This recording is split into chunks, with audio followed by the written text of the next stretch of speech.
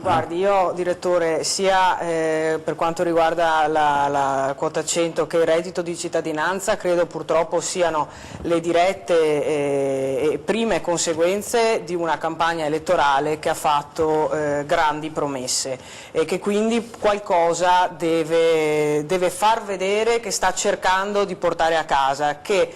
forse non è fatta benissimo, però noi ci abbiamo provato, che forse non andrà bene, ma a chi non va bene è perché è brutto e cattivo. Ecco, allora, per quanto riguarda il reddito di cittadinanza, io mi auguro che segua le stesse sorti di un'altra promessa fatta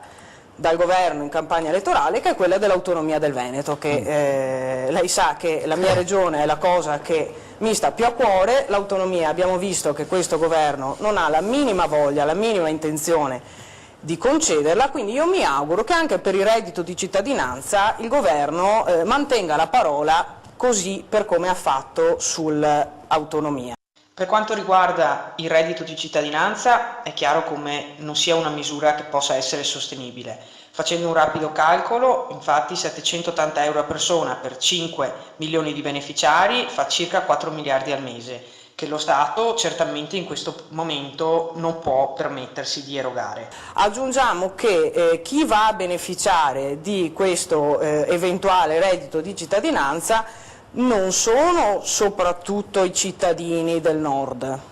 sono soprattutto i cittadini del sud, perché se a Crotone beneficerebbe del reddito di cittadinanza una famiglia su 4, se non vado errata, a Treviso i numeri non sono questi, ma vanno a dividersi in maniera esasperante. Grande Nord è sulle piazze da dicembre a raccogliere le firme contro il reddito di cittadinanza.